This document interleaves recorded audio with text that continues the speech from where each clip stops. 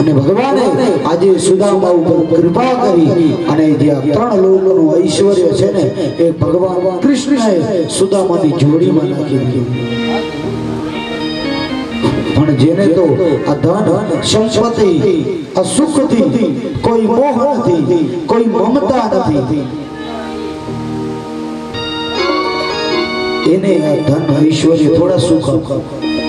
કારણ કે સુદામાએ તો શું કીધું કે ભગવાનનું નામ લેવું, ભગવાનની ભક્તિ કરવી, આજ મારું સાચું ધન છે, આજ મારો સાચો ઐશ્વર્ય અને આજ મારું સાચું સુખ છે.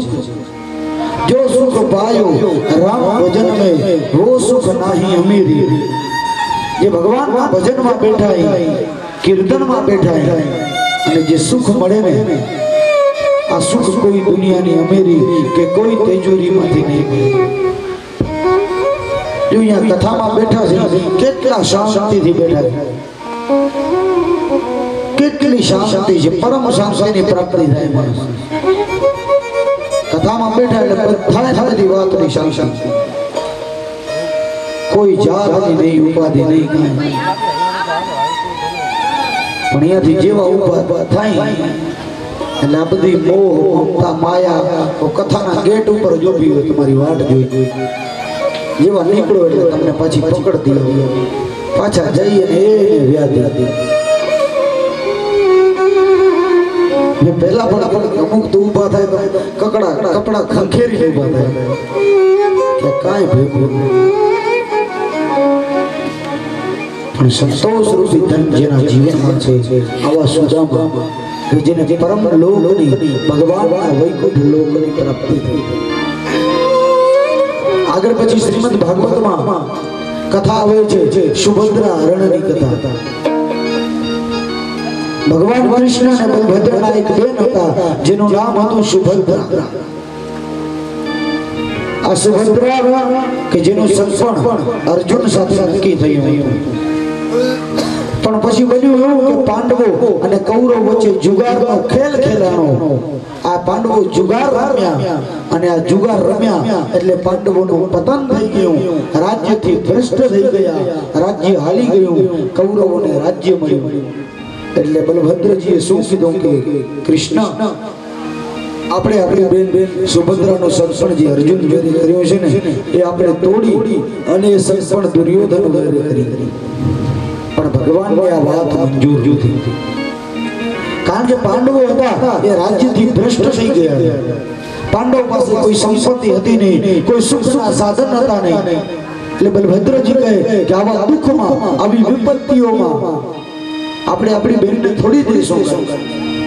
અત્યારે તો પાંડવોને રહેવા માટે પણ સ્થાન નથી, પણ ભગવાન ને આ મંજૂર નથી અને સુભદ્રાજી છે ને એ પણ મનથી અર્જુનને વરી ચૂક્યા હતા.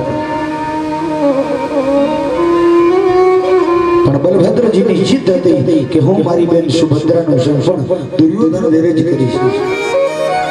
પછી ભગવાન એક યુક્તિ કરે છે.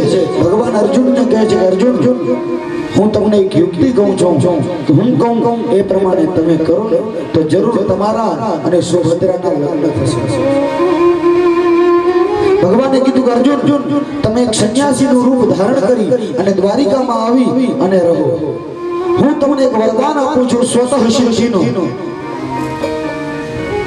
સ્વતઃ સિદ્ધિ એટલે જેને આ વરદાન પ્રાપ્ત થઈ જાય, જે આ સિદ્ધિ માણસ હાજર કરી, જે આ સિદ્ધિ મેળવી લે ને એ માણસ જેમ કે ને પછી એમ થવા લાગે.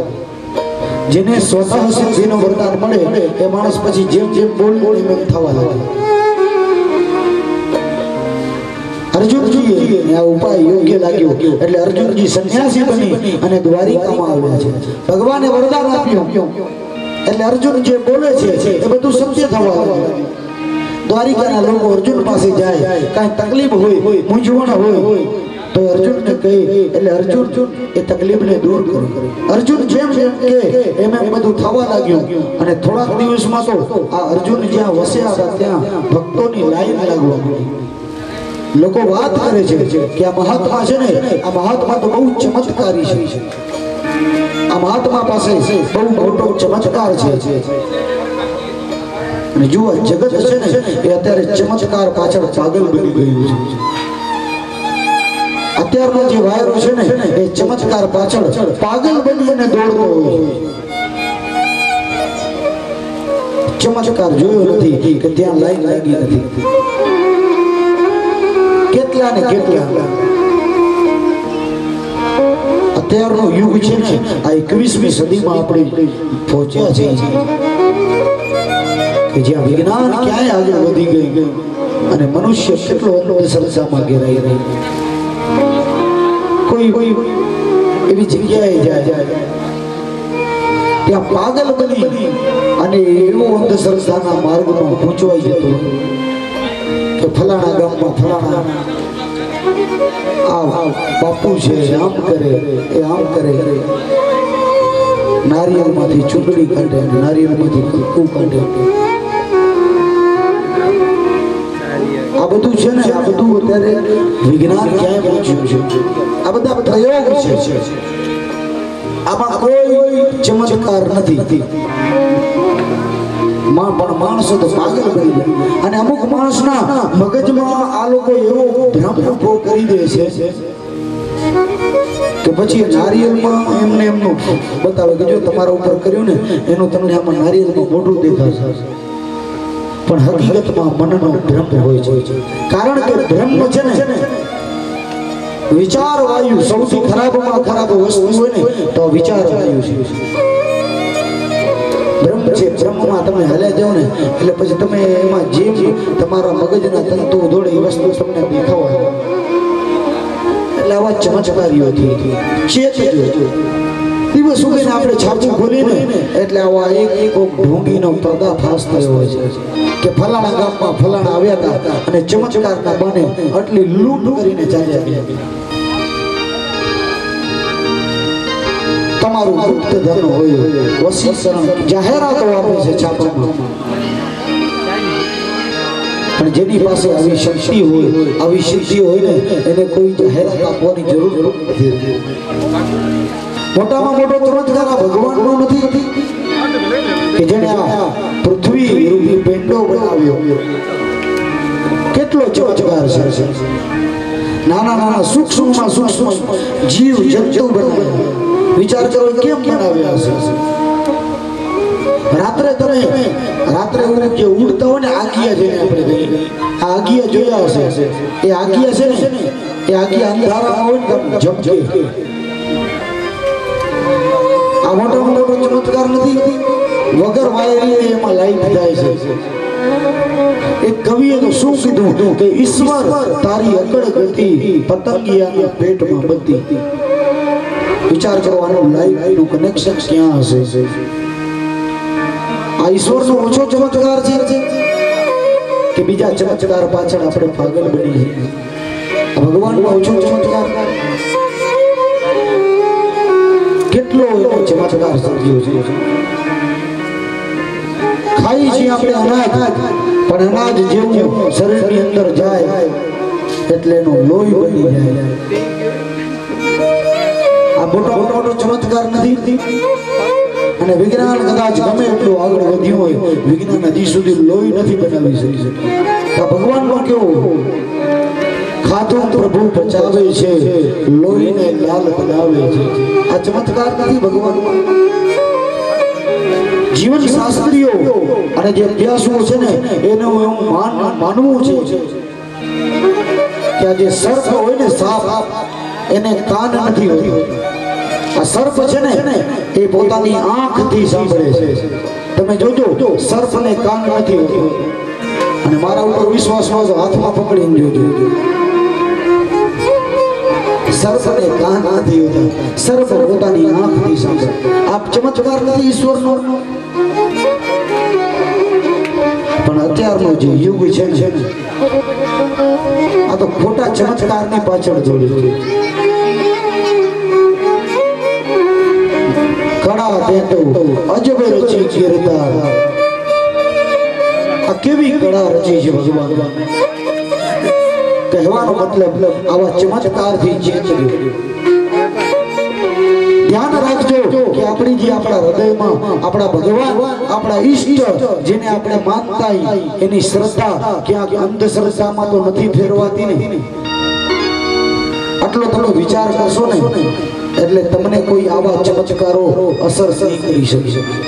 શ્રદ્ધા રાખવી, પણ એ શ્રદ્ધા ક્યાંક આપણી અંધશ્રદ્ધામાં ન ફેરવાઈ જાય ને આનું ખાસ ધ્યાન રાખવું.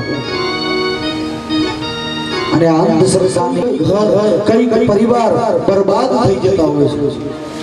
ભાઈઓ અને ભાઈઓમાં બોલવા જેવો સંબંધ નથી રહેતો. સામસામા કેસ કરી અને એક જ બાપના બબે સંસાનો કોર્ટમાં ચડતા હોય. આ અંધશ્રદ્ધા જુઓ એવા ભરમાવી દે છે તમને. અને તમે શરૂઆતમાં આ માર્ગમાં જોડાશો ને એટલે તમને બહુ મજા આવશે. આ માર્ગ એવો છે,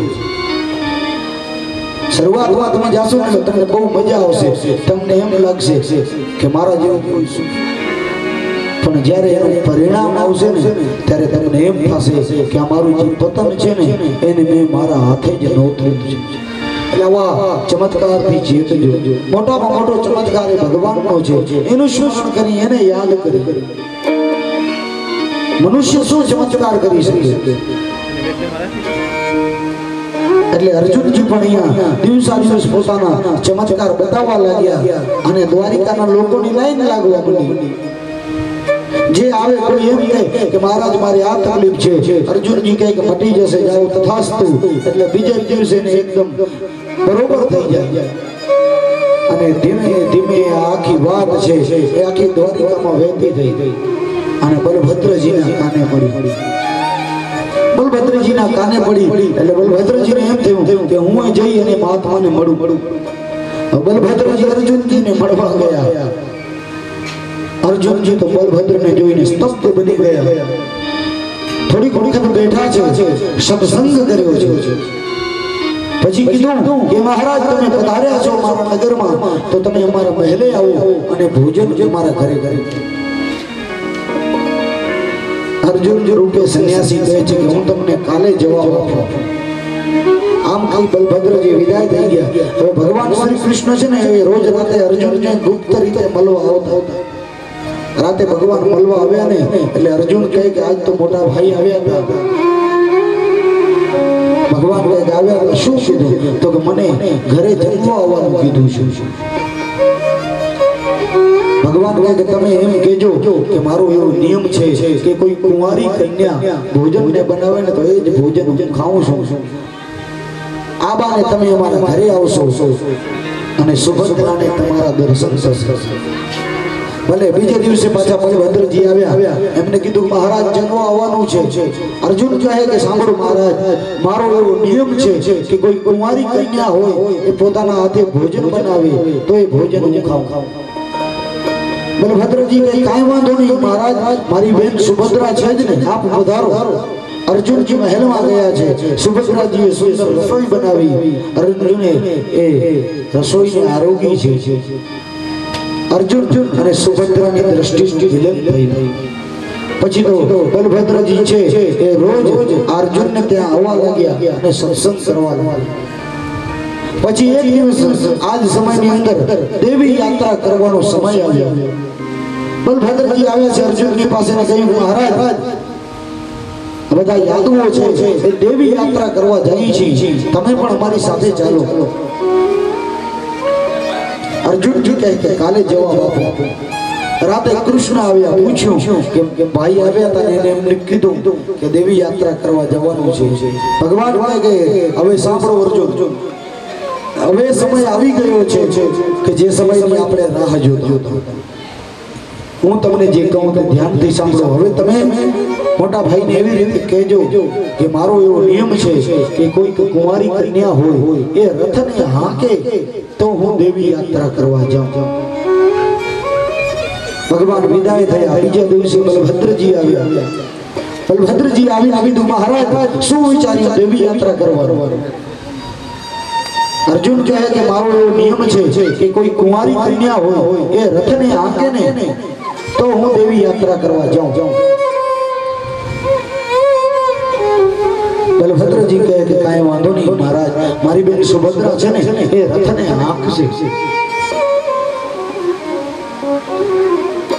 વાંધો નહીં, બધી તૈયારીઓ થઈ ગઈ. હવે બલભદ્રજી પાસે રથ નતો એટલે રાત્રે મહેલમાં આવી બલભદ્રજીએ પોતાના ભાઈ કૃષ્ણને કીધું, કૃષ્ણ આપણા દ્વારિકામાં એક સંન્યાસી આવ્યા છે, એ બહુ ચમત્કારી છે. ભગવાન કહે કે ભાઈ મોટા ભાઈ હું આવવાને માનતો નથી. પછી બલભદ્રજી કે હવે સાંભળો કૃષ્ણ, આવતીકાલે આ સંન્યાસીજી છે ને એ દેવી યાત્રા કરવા જશે, તો તારો રથ તું આપજે. ભગવાન તો બધું જાણે છતાં પૂછે, મોટા ભાઈ રથ તો આપું પણ રથ હાંકશે કોણ? બલભદ્ર કહે કે સંન્યાસીનો એવો નિયમ છે કે કુમારી કન્યા હાંકે તો જે દેવી યાત્રા કરવા જાય તો આપણી બેન સુભદ્રા રથને હાંકશે અને સંન્યાસી દેવી યાત્રા કરશે. ભગવાન કહે કે મોટા ભાઈ આ તમારો વિચાર મને બરોબર નથી લાગ્યો. કેમ? તો કે જુઓ, પહેલી વાત સાંભળો, આ મારો રથ છે ને, આ મારો રથ હરણીયો છે. આ રથમાં તમે કઈ કન્યાના હરણ કર્યા છે અને નહીં ને કાંકે બાવાની બુદ્ધિ બગડે અને આપણી બેનનું હરણ કરી જાય તો? ભગવાન કહે આમ વાતો કરે. બલભદ્રજી કહે કૃષ્ણ તારે રથ આપવો જ પડશે, બહુ જીદ કરી છે. આ બાજુ ભગવાન અર્જુનથી બધી વાત થઈ ગઈ હતી કે રથના નીચેના ખાનામાં લગ્નને જે વસ્તુ જોતી ને, વરમાળા, ભીંડોળ, આ બધું હું એમાં મૂકી દઈશ. ભગવાન એમાં મૂકી દીધા. સવાર થયું કે રથને લઈ સુભદ્રાજી ગયા. અર્જુનજી પાછળ બેઠા, સુભદ્રાજી રથ હલાવે, બે સિપાહીઓ આગળ ચાલે છે, બે સિપાહીઓ પાછળ ચાલે છે. સુભદ્રાજી પણ બધું જાણતા હતા એટલે થોડોક રથ આગળ ગયો ને એટલે સુભદ્રાજીએ રથને ઊભો રાખી. પાછળ બે સિપાહીઓ તો એને કીધું કે જુઓ, મારા એક પગનું ઝાંઝર છે ને ક્યાંક માર્ગમાં પડી ગયું છે, તમે એને ગોતીને આવજો, ગોત્યા વગર આવજો નહીં. એ સિપાહીઓ તો ગયા ઝાંઝર ગોતવા, પણ ઝાંઝર તો ખોવાનું હોય તો મળે નહીં. પાછળ વાળા સિપાહી ગયા, બહુ સમય ગયો એટલે સુભદ્રાજી હવે આગળ બે સિપાહી હતા ને એને કીધું કે જાઓ તો પેલા બે ક્યારના ગયા, હજી નથી આવ્યા. એટલે આગળ વાળા બે સિપાહીઓ જેવા ગયા એટલે સુભદ્રાજીના હાથમાંથી અર્જુને રથની લગામ લઈ અને ગડગડાટ કરતો એ રથને દોડાવી મૂક્યો છે. જંગલમાં ભગવાનને કહી દીધું હતું એટલે નારદ ઋષિ ઉભા હતા, લગ્નની બધી સામગ્રી હતી અને જંગલમાં એ સુભદ્રાજી અને અર્જુન વૈદિક વિધિથી પરણી ગયા. હવે સિપાહીઓ ગોતીને થાક્યા, કાંઈ મળ્યું નહીં.